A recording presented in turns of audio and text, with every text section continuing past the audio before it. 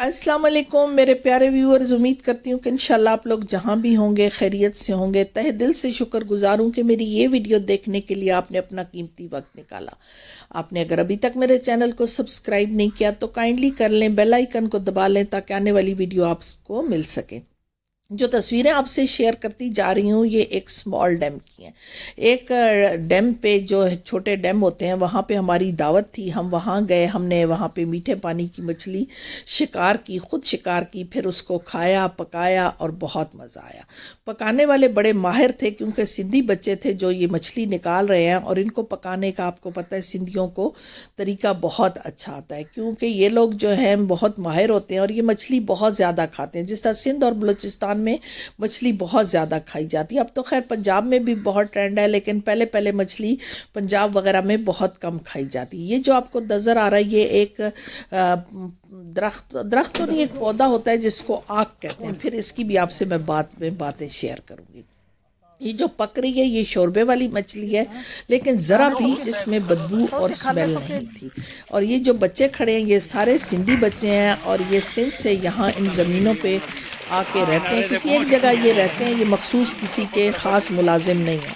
جہاں سے مچھلی نکالنی ہوتی ہے یہ وہاں چلے جاتے ہیں، مچھلی نکال دیتے ہیں، اور اگر آپ ان سے کہیں کہ پکا دیں تو پکا بھی دیتے ہیں۔ اور یہ جنگل میں منگل ہے، یہ دیکھیں جی بالکل خشک پہاڑ ہے، لیکن اللہ نے پانی کا بس انسان کو سوچ دی ہے۔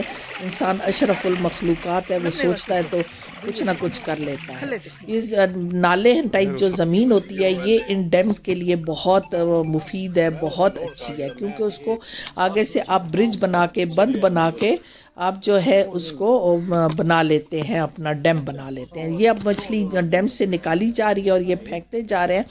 مجھے بہت ترس آ رہا ہے کیونکہ مچھلی بیچاری بہت تڑپ رہی ہے۔ ویسے بھی جب مچھلی پانی سے نکلتی ہے تو وہ تڑپتی ہے اور حلال ہو جاتی ہے، اس کو ذبح نہیں کیا جاتا، ایز اٹ از ہی اس کو پھر پکایا جاتا ہے، اس کو صاف کیا جاتا ہے، کھایا جاتا ہے۔ کہتے ہیں کہ ماشاءاللہ بڑی اچھی پیداوار تھی اس دفعہ۔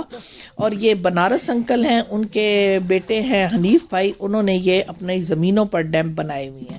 ماشاءاللہ انہوں نے 2 ڈیم بنائے ہیں، اور دونوں ڈیموں کے لیے انہیں گورنمنٹ سے ہیلپ مل گئی ہے۔ یوں کہ یہ پنجاب گورنمنٹ کی ایک اسکیم ہے کہ آپ کو ڈیم کے لیے 16 لاکھ روپیہ ملتا ہے۔ اگر شاید بڑا ہوگا تو زیادہ ملے گا، کچھ ان کا سسٹم ہوگا، لیکن 16 لاکھ کا مجھے پتا ہے۔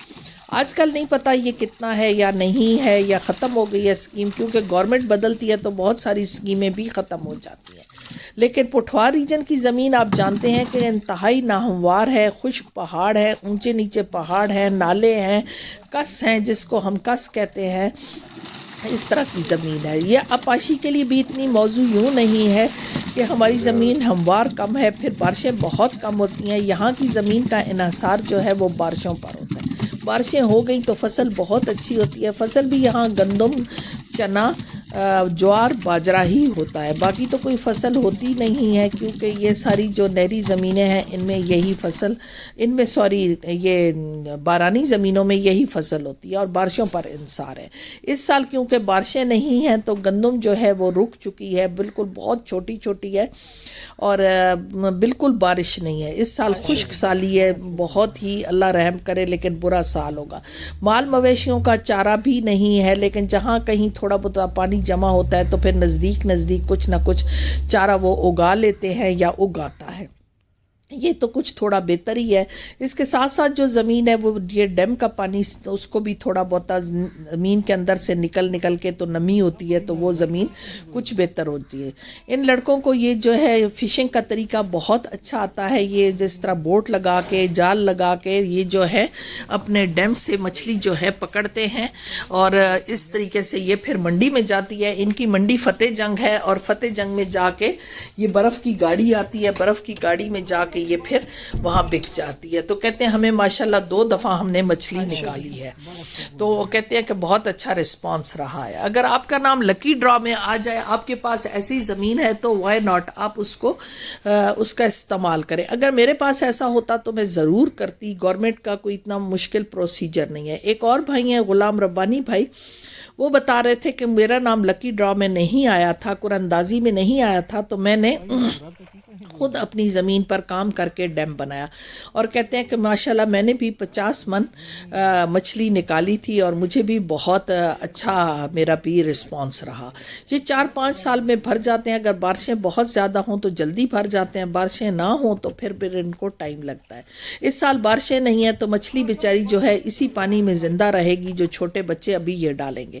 پہلے یہ چھوٹے بچے ڈالتے ہیں، پھر اس کو خوراک دینی پڑتی ہے، ڈیلی نہیں دینی پڑتی، 2 دن بعد آ کے یہ کوئی بندہ کھانا ڈال جاتا ہے، پراپر بندہ بھی نہیں رکھنا پڑتا۔ بنارس انکل کی بات آپ سنیں گے، پھر اس کے بعد ٹکا ہتھی چا دھر ٹرا تے پٹر ٹکا ہتھی چا دھر یہ کیوں آکھنے نکاح انہوں نے مذہب انہوں نے یہی فکر ہے فکر ہے ٹارا تے پٹارا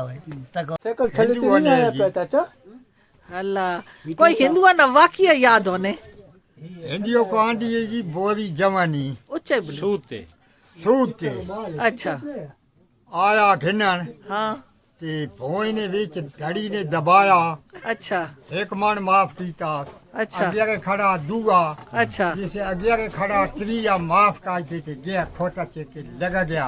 اچھا ہاں تو بات لوگ کا پوچھا نہیں اس پوچھا بندے پوچھا بھائی کیوں چھڑ مڑی آنا، آکھے جی انہاں دھدے چاون پیسے دیتے نے اسی مجھی پساں۔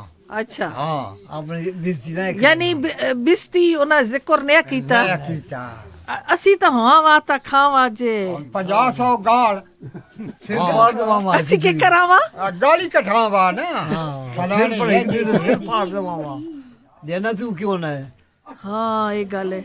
اسی ماما امید ہے آپ کو بنارس انکل کی بات سن کے بہت مزہ آیا ہوگا۔ ٹرا تے پٹرا ٹکا ہتھے چا دھرا، کہتے ہیں یہ ہندوؤں کا نکاح تھا، کتنا آسان نکاح تھا، پتہ نہیں کیا ہوگا، وہ ان کے کوئی اپنے کلامات ہوں گے، لیکن یہ بھی کیونکہ اس وقت بہت چھوٹے بچے تھے تو انہوں نے یہ یاد کیا ہوا ہے۔ اس کے ساتھ آپ مجھے اجازت دیں، اگر مزہ آیا ہو تو ضرور بتائیے گا۔ اللہ حافظ۔